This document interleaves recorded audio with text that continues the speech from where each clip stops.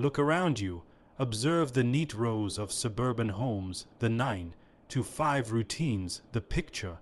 Perfect lives curated on screens. Ask yourself, is this living, or is it simply existing under the illusion of freedom?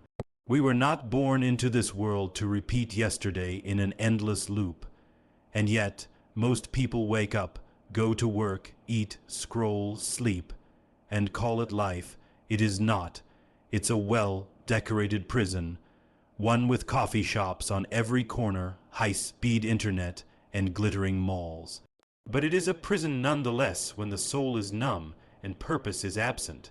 From the moment we are born, expectations begin to carve out our cell walls. Parents, teachers, and systems all tell us what we should do, never asking what burns within us to be done. We are told to go to school, get a safe job, buy a house, and climb the ladder, no matter if it leans against the wrong wall. We decorate this prison with degrees, promotions, and possessions, but the bars remain invisible, internal, mental. The walls echo with the question, what will people think? That question alone is the cement of mediocrity. Comfort is seductive. It makes captivity seem attractive, but comfort is the greatest enemy of growth. A soft bed has kept more people stuck than any iron bar ever could. The moment life becomes too predictable, too polished, too quiet, beware.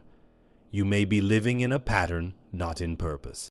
The greatest tragedy is not poverty or failure, but a life unlived, a dream buried beneath routine, a fire extinguished by fear. The real chains, they're made of fear, fear of failing, fear of starting over, fear of being judged. That fear trains you to obey without questioning. You say yes when you want to scream no. You stay where you should leave. You shrink when you should rise. These are the choices of the imprisoned mind, taught to play small, to settle, to submit.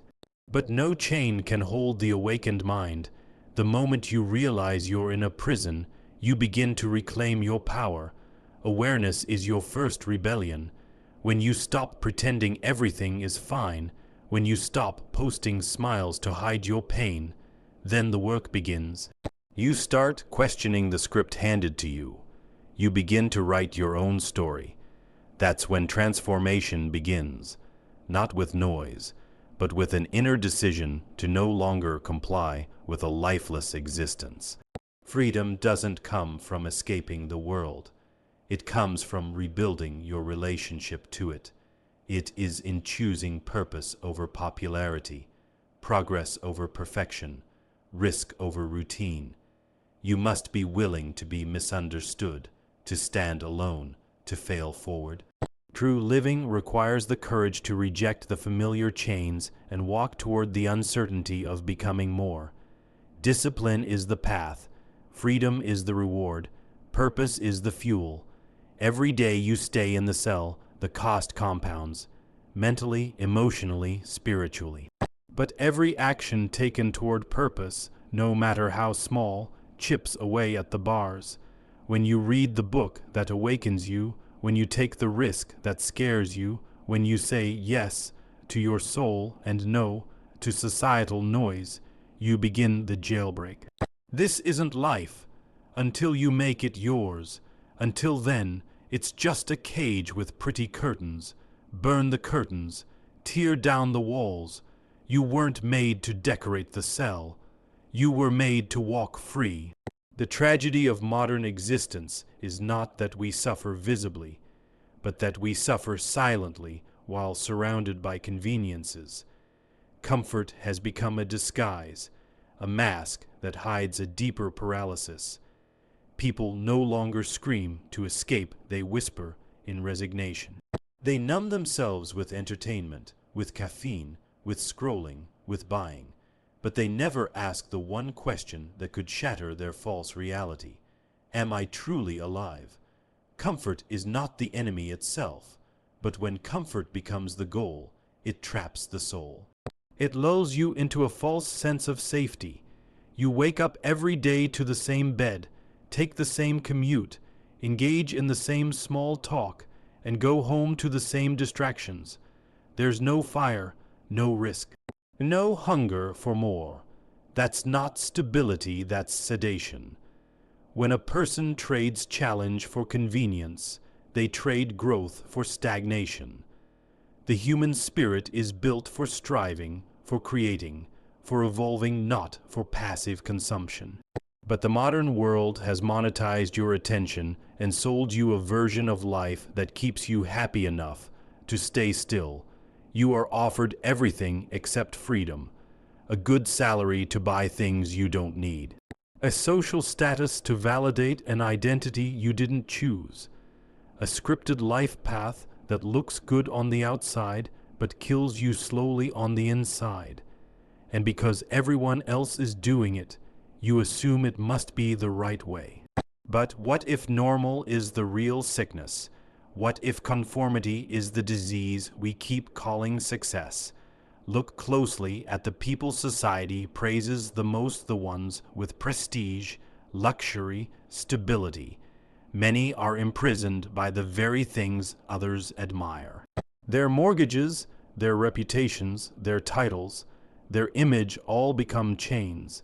They can't speak freely because they fear being canceled. They can't rest because they fear becoming irrelevant. They can't walk away because they've invested too much in appearances. They are celebrated on the outside and suffocating on the inside. The most decorated prisons often belong to those with the most to lose. Even in our personal lives, we've replaced genuine connection with curated interactions. We take pictures instead of being present. We smile through pain so we don't disrupt the illusion. We follow influencers who show us how to style our cage better, but never how to break out of it. People would rather appear successful than be free. They'd rather keep upgrading their comfort than confronting their truth. And every time they feel that inner discomfort, the small, quiet voice whispering, "This isn't it," they silence it with another distraction. Netflix, shopping, gossip, goals that aren't theirs. The prison becomes more comfortable, more personalized, more invisible. But comfort that doesn't challenge you is dangerous. It keeps you where you are while convincing you that growth is optional. In truth, growth is never optional. It is either pursued deliberately or it is forced through crisis. The longer you stay comfortable, the more violently life will have to shake you to wake you up. That's why midlife crises, mental breakdowns, and spiritual collapses happen not because something is wrong, but because everything has been false for too long. The soul can only stay silent for so long before it rebels. You are told that if you just follow the system, play by the rules, everything will work out. But who built those rules? Who benefits from your obedience? The system is not designed to make you free, it's designed to keep you producing, consuming, and complying. Every time you follow the expected path without asking why, you strengthen the bars around you. Every time you trade your instinct for approval, you lose a piece of your identity. And the terrifying part is, it happens so slowly, so subtly, that most people never realize they've been imprisoned until they're too tired to escape. To begin reclaiming your life, you must first be willing to feel the discomfort you've been avoiding. The boredom, the numbness, the restlessness, these are not signs that something is wrong with you, they are signs that something real inside you is trying to awaken. Your discomfort is not the enemy. It's the alarm clock your soul set before you fell asleep in the comfort zone. Don't hit snooze again. Every moment you postpone the truth, the prison becomes more comfortable and the door harder to see. Comfort is not your reward, it's the test, and most people fail it without ever knowing they were being tested. Comfort is only effective as a trap because we've been trained to accept it as the goal. But before anyone succumbs to this soft form of imprisonment, there is a deeper mechanism at work, mental conditioning. This is the invisible architect of the prison. You aren't just taught what to do, you're taught what to desire, what to fear, and who to become long before you're old enough to choose consciously. The moment a child is praised for obeying and punished for questioning, the training begins. The mind is gradually shaped not for freedom, but for acceptance. The path is set. The grades you earn, the college you attend, the job you must chase, the family you must build, not out of passion, but out of programming. You are taught to equate safety with success. You're told that taking risks is irresponsible, that failure is shameful, that changing your mind is a sign of instability. These messages aren't shouted. They're whispered, implied, repeated through media, school, family, and culture, until they no longer feel like messages, they feel like truth. This is how conditioning becomes dangerous. It doesn't feel like a trap. It feels like identity. You don't even know it's not yours. You just keep living it, day after day, believing you are choosing when really, you're following a script written by invisible hands. The mind, once conditioned to obey, becomes its own warden. You don't need to be told to stay in the cage anymore. You'll do it yourself. You'll talk yourself out of that bold decision. You'll second, guess your dream. You'll say, this is not the right time, or what will people say? And you won't recognize these thoughts as programming. You'll think they're your own. That's how deep the trap goes. You've been taught to fear judgment more than regret. You fear what your neighbor thinks more than the ache in your chest every morning when you wake up knowing you're not where you're meant to be. Most people aren't physically restrained. They walk freely, laugh with friends, post selfies, and yet inside, they are afraid to speak the truth that's burning inside them. They fear standing out. They fear breaking tradition. They fear becoming an outcast in a world that values sameness more than sincerity. The chains are subtle. They're made of approval, shame, and quiet rules that no one talks about, but everyone follows. Get married by a certain age, buy a home, even if it traps you in debt. Stay in that career, even if it kills your spirit, because at least it pays the bills. These are the rituals of the modern prisoner. The most dangerous part of mental conditioning is how well it rewards obedience. You'll get applause for staying small. You'll be called wise for being cautious. You'll be respected for doing what's expected. The world will not warn you that you're living a lie, it will congratulate you. You'll wear the chains proudly, believing they're medals. You'll smile through pain, rationalizing it as sacrifice. You'll call it responsibility, when in truth it's resignation. You have been trained to shrink your desires, dilute your dreams, and question your instincts, all in the name of being accepted by a society that doesn't even know who it is. And what happens when, for a moment, the illusion breaks? When something cracks your conditioning, a breakup, a failure, a loss, a moment of spiritual silence, you'll feel panic. Not because you're weak, but because your mind doesn't know what to do without its programming. It will resist change. It will try to pull you back. It will scream you're being reckless when all you're doing is waking up. This fear of unfamiliarity keeps millions stuck in miserable jobs, broken relationships, and lifeless routines.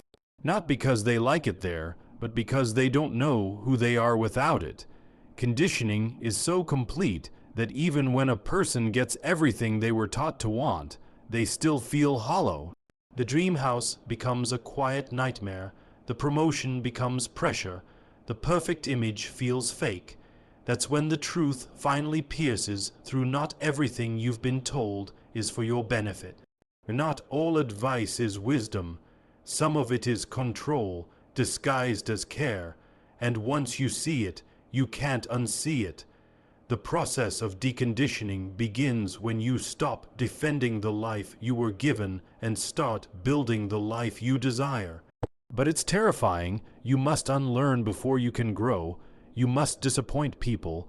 You must stand in your truth even when it shakes. That's why so few escape. Not because they can't, but because they won't risk being misunderstood. And yet, without that risk, there can be no liberation. The prison isn't only physical, it's mental, and only awareness, courage, and self-honesty can break the chains. After comfort has numbed the will and mental conditioning has shaped the cage, the only path left is the one that starts within through the awareness that you are not truly free. But awareness alone is a spark. Without fuel, it dies. Most people have a moment of realization. They look around their life and feel something is wrong. They feel drained by routines, uninspired by their work, distant from their own dreams. But almost immediately, the weight of their conditioning pulls them back into passivity. They say it's just a phase, or this is normal, and the fire dies again. To escape, awareness must evolve into discipline, a force stronger than comfort, more consistent than emotion, and more loyal to truth than fear. Discipline is not just about waking up early or working hard, it's about breaking the habit of self-abandonment. It is choosing what is right over what is easy, again and again, especially when no one is watching. You must retrain your mind to act in alignment with your inner knowing, not your external programming. If the system taught you to seek approval, discipline teaches you to stand alone. If the world taught you to seek results, discipline teaches you to fall in love with the process. If your past taught you fear, discipline teaches you to act anyway. This kind of discipline isn't glamorous. It's lonely, it's quiet, it's deeply personal, but it is the only kind that reshapes your identity from the inside out.